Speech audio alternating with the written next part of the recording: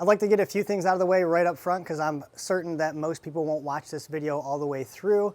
Keep in mind that I'm going to go over what I believe is factual information and verifiably provable, and also mix in how I feel about training civilians with tactics. First of all, I don't care as a civilian if you want to train tactics. I don't care if you do train tactics. And likewise, I don't care if you as an instructor want to train civilians in tactics or do train civilians in tactics. Both of those decisions are completely up to those individuals, and there's nothing wrong with that. I don't care why you as a civilian or as an instructor feel like you need to train civilian tactics, feel obligated to train civilian tactics, or simply want to train civilians in tactics. I don't care how you as a civilian spend your money.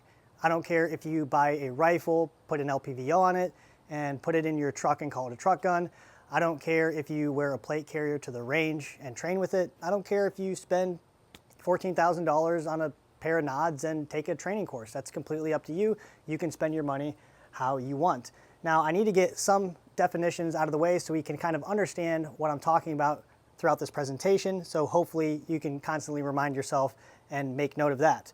First of all, when I talk about tactics, I'm not talking about shooting. Tactics is not shooting, shooting is shooting. So if you need to remember that, that would be in your best interest throughout this presentation. Now, I wrote down my own definition of tactics. I'm sure there is a definition. I don't know what that definition is, but this is what I came up with. Tactics is how you move, make decisions, respond, and act during what could perceivably be a critical incident or situation. Now, I say perceivably a critical incident or situation because we may be utilizing tactics even though it doesn't result in what most people understand or know as a critical incident. The term critical incident has kind of been hijacked by all the body cameras being released. They call those critical incidents. So when people see that, they assume that we're talking about an officer-involved shooting. Now, I also believe that a critical incident could be something to the effect of you respond to a call for service, you get to the front door is open, and there's a person on the ground who is severely injured or not moving, and there's blood all over the place, and now you need to start making things happen so that you can get in there and safely render aid or figure out what's going on. That could still perceivably result in a critical incident. Now, one of the misnomers out there, I believe, is that training civilians in tactics is a bad thing because they could be bad people using those tactics for nefarious reasons, and I don't believe that to be true.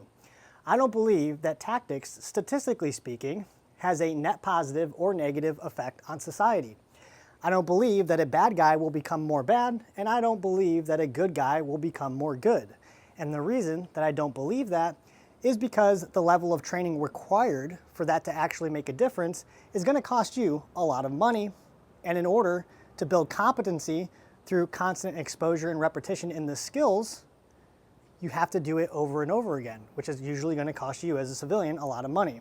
And if we're not building competency through constant exposure and repetition in the skills, then you're just not getting any better because that's how it works. If we utilize the word training, I kind of picture the word training to mean the opposite of insanity. Most people are insane. Most people understand insane to mean doing the same thing over and over again and expecting a different result. Well, training is kind of doing the same thing over and over again and actually getting the result that you're expecting.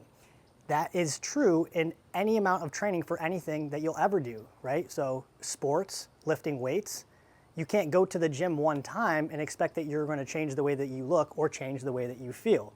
So that is going to be really important as I talk about two major factors that differentiate cops from civilians. Now, I'm going to talk about the likelihood of an event, a critical incident or situation taking place, and the likelihood of being capable and able to build competency through skills. So, here I have two charts. One is a cop in 365 days, and one is a civilian in 365 days. Now, you'll see that the smallest sliver of the pie on the civilian side I have listed as the possible event in 365 days, and I have one little dot there. And you'll notice that the larger part of the pie in the remainder of the 364 days is no event or critical incident happening. Now, I've been an adult for, I think that's right, and I have not ever had one critical incident or situation happen in my lifetime off duty. Now, if we compare the civilian chart to the police chart, in a 365-day period, I have approximately 50 events, critical incidents or situations, in the police officer's majority of that year, right? Now, 50 is a low number in my opinion if we're talking about a major city, even for a patrol officer. But if we're talking about a warrant team, a dedicated warrant team that is actually conducting the warrants the right way in terms of we're going to have a briefing, we're going to develop a plan, we're going to debrief that warrant at that location, I would say 50 is definitely reasonable. If they're doing much more than that, it could happen, but we might start getting into the realm of we're looking at a piece of paper and we're saying, this guy has a warrant, let's just go over his house. You're still involving yourself in a critical situation potentially or perceivably, and so the number is going to be much higher. But on the smaller sliver of the pie for a police officer, no events or critical incidents, I don't have a number of days there. It depends on how many days the officer is working.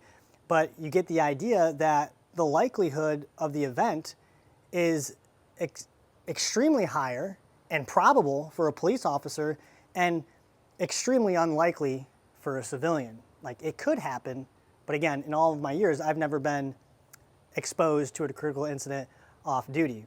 Now, let's talk about the likelihood of building competency after you take that training course that you took. Now, there isn't a trainer that I could imagine that would say, if you come take my course one time, you will be able to execute the tasks that you performed in this course once you leave here, okay? That's usually not how it works. In order to get good at any skill, in order to train a skill to the point where you're expecting the result that you're training for, you have to do it over and over again. Now, this is also true for police officers that take tactical training courses, and I'll explain why.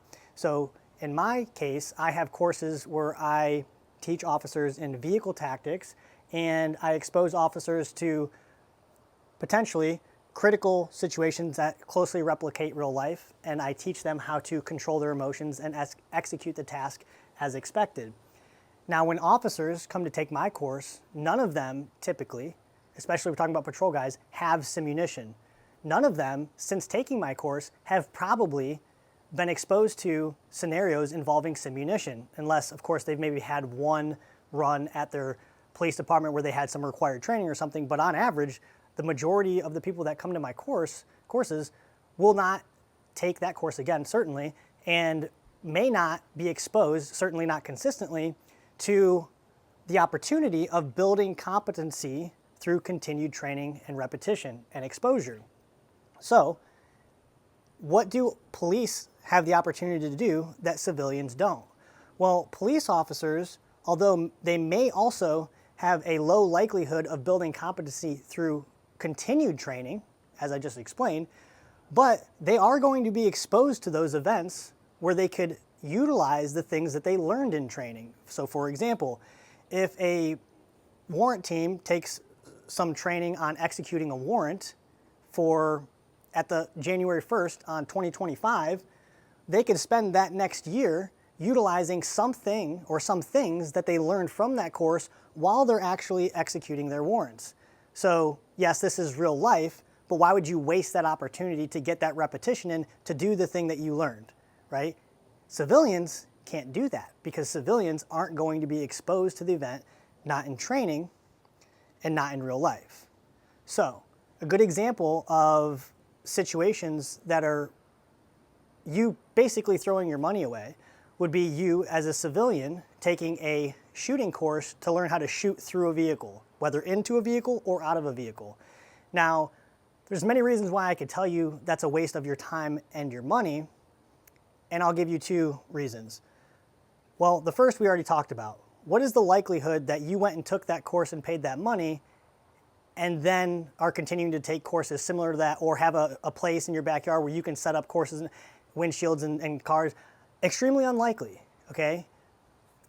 It is also not that common for major SWAT teams to do a lot of training shooting through vehicles because of the logistical aspects of it, and they also know that there's so many inconsistencies with doing it that are we really building good habits that are going to translate to the moment when you need those habits to come? So And another example is me setting up a test where SWAT officers who, you know, basically the most trained officers in the country, we'll just say, a team that does a lot of things. Anyways, what I was saying is that SWAT officers who I have tested shooting through their windshield, where I've eliminated the variables that are usually make marksmanship more difficult beyond having a piece of glass in front of them, and whether or not they can maintain 100% accuracy on the range, they were not able to do that. And even in one instance going 0 for 4.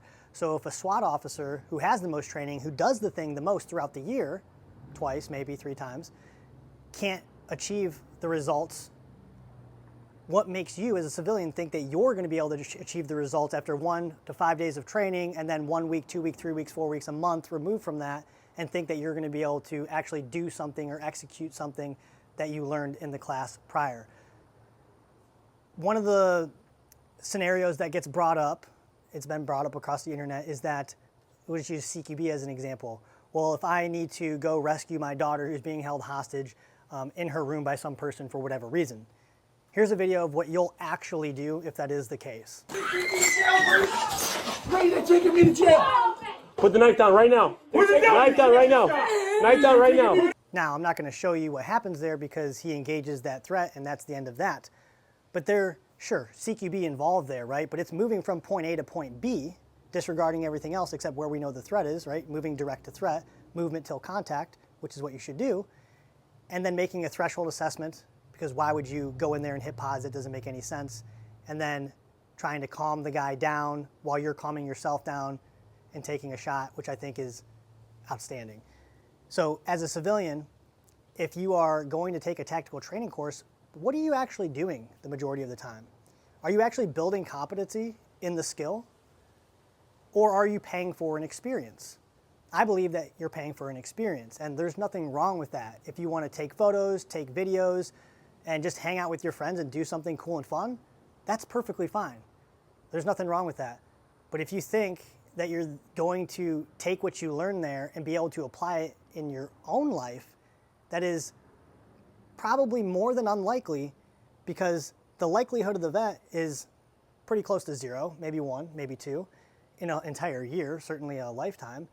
And the likelihood that you will be able to build competency in the thing that you learned, because you have the equipment, you have the role players, you have the facility, you have simunition guns, is also probably extremely unlikely.